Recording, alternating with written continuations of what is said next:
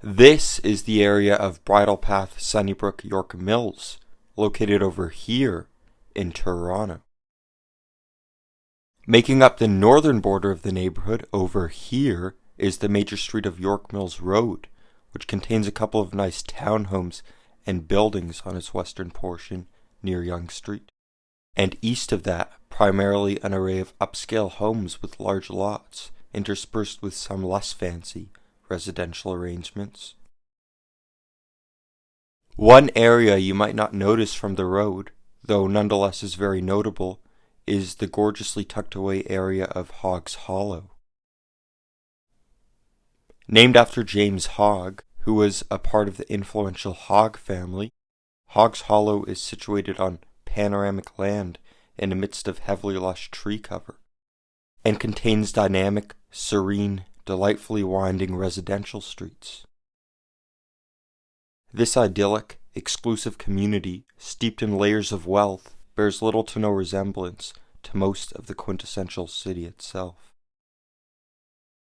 Glendon scenic gardens and parquets, as well as a stream, and you have yourself perhaps the most picturesque and bucolic, fairy tale resembling area in the whole city, where a range of dazzling, multi-million-dollar homes are camouflaged by lush, manicured tree cover. One of those said homes is this place, which was on sale for $10 million, and was even featured in a Netflix series. It contains an elevator, a movie theater, and a frickin' aquarium, in addition to other things. Despite its immense appeal, this area still isn't exactly a paradise, as two notable, less than flattering pieces of history occurred here. One was in 1954, when the area was a victim of the ferocious Hurricane Hazel. The other happened only a few years later, in 1960, when 5 workers working on a water main underneath the Don River tragically lost their lives, which was a catalyst for better working conditions. Hoggs Hollow lies right up against the Rosedale Golf Club, which is a private golf club that sits just to the south. From grand weddings and dinners in the clubhouse, to golfing on what is allegedly one of the best classic golf courses in Canada, this 18-hole Donald Ross golf course, founded in 1893 in a different location, certainly has plenty of appeal. Flanked with lush tree cover, and with a length spanning 6,525 yards, it has hosted the Canadian Open on multiple occasions. Rosedale Golf Club is surrounded by some of the most affluent homes in the city, such as this area over here in the neighborhood, where grand homes lie along nicely manicured, tree-lined streets. With front driveways substantially larger than whole properties elsewhere, this area, similar to Hoggs Hollow, is amongst the most exclusive and wealthy areas in the city. The homes here are so large that the folks who live there could probably sleep in a new room every night for over a week and still not reach all of them. These residences make anything resembling a normal-sized home look rather insignificant, to say the least. And this is probably even more pronounced just east of Bayview Avenue, along streets such as Timberglade Court and Country Lane.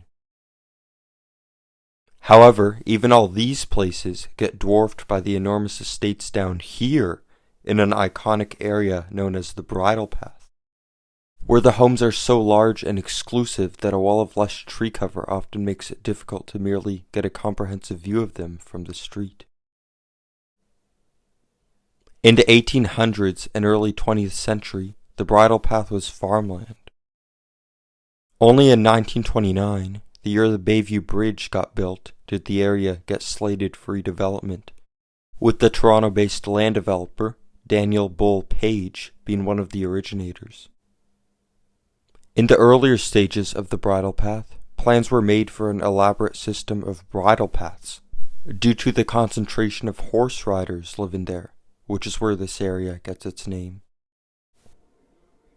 Nowadays, with a striking array of mansions featuring a mix of designs which include neoclassical, colonial, Tudor revival, and modern, more futuristic styled homes prevalent as well, this is amongst, if not the very wealthiest area in the entire country, where the average household net worths are well into the multi-millions. These elite, enormously affluent residences, separated from their neighbors by a substantial amount of space, are, or have been, in relatively recent times, in one form or another, estates for numerous celebrities. These celebrities include Elton John, Jane Fonda, Mick Jagger, Margaret Thatcher, Richard Nixon, Pierre Trudeau, Celine Dion, Gordon Lightfoot, Prince, and, of course, Drake, who has his mansion valued at $100 million on Park Lane Circle. The rapper also made reference to this area in the name of one of his recent songs, titled 7 a.m. on Bridle Path. There's also Conrad Black, who stayed here, and who spent a bit of time in prison. But then again, Richard Nixon had his own troubles with a bit of hot Watergate, too. As well as everything else, this area has been featured in prominent shows such as Mean Girls and It Takes Two. To put the sheer scale of the Bridle Path mansions into perspective, this is the block between Park Lane Circle and St. Field Avenue. Although this picture makes them appear quite measly, these places to the south are still rich homes, and in most other neighborhoods, even wealthy neighborhoods, they'd likely be among the most elegant homes. On the topic of the homes just south of the Bridle Path, although some older bungalows are still present, they continue along as by and large lavish, decadent estates, which are somewhat comparable to the area over here that we previously touched on, with mature trees right by the street until Sunnybrook Park over here. Formerly a grand estate which spanned upwards of 150 hectares, this territory was donated to the city by Alice Kilgour in 1928 in her late husband, Joseph Kilgour's memory. Picturesque Sunnybrook is right in the midst of lush forested lands, such as the trail-lined Glendon forest over here, which makes for a terrific, serene hike, observing the rich forest habitat. Containing eastern hemlock, eastern white pine, American beech, and sugar maple, and featuring wetlands where creatures like red-winged blackbirds, great blue herons, and snapping turtles reside. Wilkett Creek Park is also right in this area, and offers cycling and pedestrian trails running by a scenic stream. As well, according to the City of Toronto, uncommon species of birds and plants can be found here, such as New York fern, Canadian sicklepot, and snarkerod. The primary Sunnybrook Park itself over here is filled with numerous expansive sports fields, an extensive, tranquil, secluded dog park, and the Kilgour Barns, which were preserved and are now stables that are used for horse riding. The Metropolitan Police stables used to be here before they moved their stables south and west to Exhibition Place in 2005. In 2018, a nasty fire went off in the Sunnybrook stables and killed 16 of the horses there, which left those with connections to the animals understandably devastated. It was suspected that the cause might have been fireworks. Over here, just west of the park, is the prominent Sunnybrook Health Sciences Center, also known as Sunnybrook Hospital.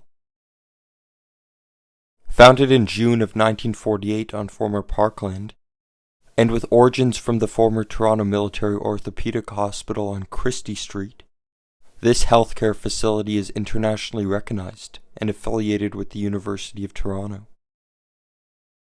Some renowned breakthroughs have taken place here, such as in 2015, when a new non-invasive method of delivering medicine to the brain was discovered.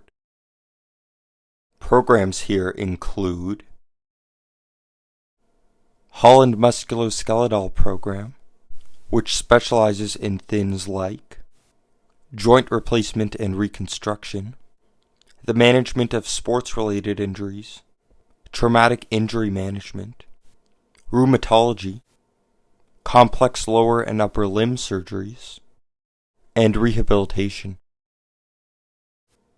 At the hospital, there's also the Veterans Program, Canada's largest veteran care facility, the Torrey Trauma Program, which is both the busiest and first trauma center in the country, Schulich Heart Center, and, soon, Hurwitz Brain Sciences, which, supplied with forefront equipment and technology, will be a height of 3 stories and span over 120,000 feet in capacity, with more room to potentially grow. This facility, when complete, will be a place of cutting-edge innovation and research, with patients having access to services such as the Frederick W. Thompson Anxiety Disorder Center, the home of a residential program, and heavily concerned with, among other things, OCD spectrum disorders, the Family Navigation Project, and the Harkwell Center for Neuromodulation, allegedly the first facility in the world that offers a full scope of novel methods of neuromodulation. Just south of Sunnybrook Health Sciences Center over here is another care building, Holland Bloorview Kids Rehabilitation Hospital. Started more than 120 years ago by a group of compassionate women, and moved to its present location in the early 2000s, this pristine-looking facility is for youths and children in need. With the Bloorview Kids Foundation, Canada's largest foundation that supports childhood disabilities, this hospital is amongst the most vital hospitals of its kind in the country. Holland Bloorview sits right beside a complex of condos by Birkbrook Place, and right near upscale homes which lie along Kilgar Road, near Bayview Avenue. Bayview Avenue is this major, prominent thoroughfare. In the neighborhood, along with Sunnybrook Hospital, perhaps the most notable location along Bayview Avenue is that of York University Glendon campus, over here, right by the street's intersection with Lawrence Avenue East, which runs over Bayview via a bridge and right into the campus. Integrated in 1966, on land previously occupied by an estate belonging to Edward Rogers Wood, a prominent financier, York University Glendon campus is a liberal arts public college and is a leader in Toronto when it comes to research and bilingual teaching, though it also offers plenty of programs regarding subjects such as both social and physical sciences, as well as business studies and computer science. All of this sits on a lovely, quite picturesque setting in the midst of lush, abundant tree cover, which is all nearby to the river that flows its way through the campus. Now over here, on this field at Glendon campus, was where I used to have soccer camp when I was younger, which I hold fond memories of. Sitting on the campus territory is the Canadian Language Museum.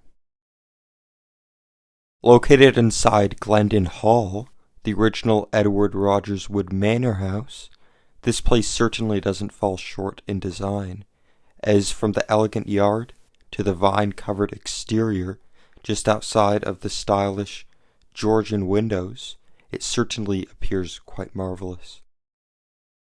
The Canadian Language Museum was established in 2011 and is designed to educate on linguistic topics, and within that realm, bring languages that are spoken in Canada to the fore.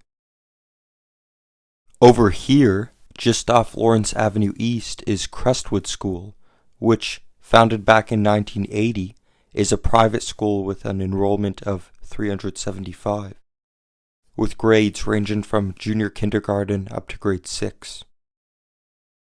On the subject of Lawrence Avenue East, that's this street, which is a little strange in the neighborhood in the sense that, after cutting off at Bayview and the Glendon campus entrance, it continues on again where Crestwood School is, only at a much lower elevation.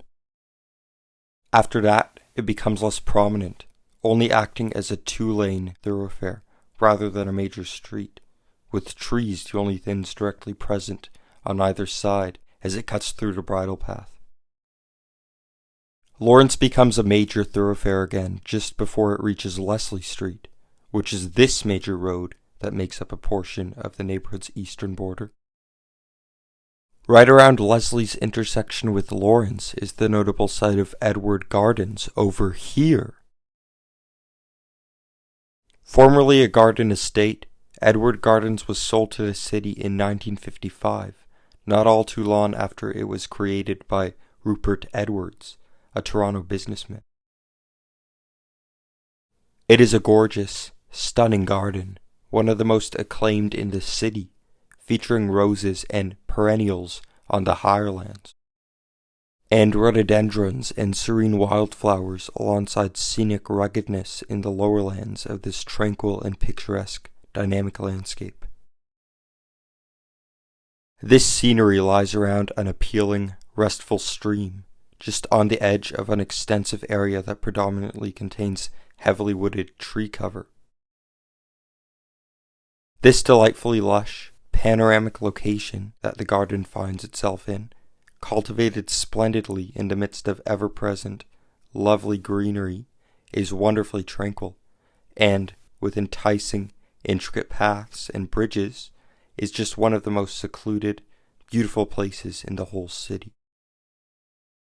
The notable Toronto Botanical Garden is also here, which is wonderfully picturesque and with manicured gardens that offer something most all year round. This ranges from less lively during the winter, though still with a splendid, cultivated feel, to thriving in the summer and spring, and dazzling colors in the fall from blooming plants and flowers such as PG hydrangea, monkshood, and Chinese witch hazel. With events, membership fees, and course revenues, as well as the support of donations, this brilliant place keeps afloat, and also educates many kids and adults every year on nature, with the intention of farther connecting people to the natural world. Now, just north of Glendon campus on Bayview Avenue, over the picturesque, lush ravine lands, you'll find Crescent School, which, founded back in 1913, is a leading all-boys private school with an enrollment of 800, and grades ranging from grade 3 all the way up to grade 12. I also remember having soccer day camp here. Its field is very smooth and silky. If you go about a kilometer due north of Crescent School, you'll reach the notable Canadian Film Centre.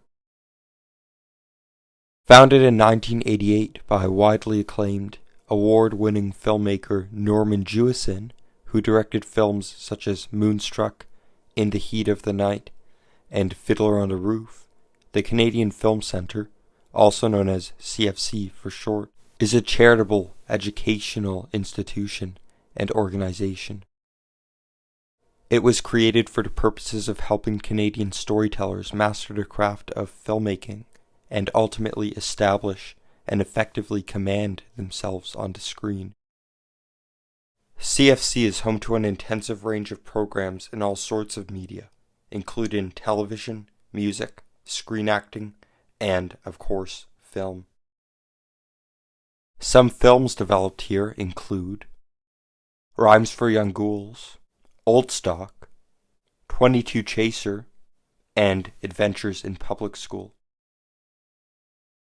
Now, briefly, making up the western border of the neighborhood over here is the very prominent thoroughfare of Yonge Street, which slopes in accordance with the landscape, and, looking north, offers a splendid view of the population centre at Yonge and Shepherd Avenue.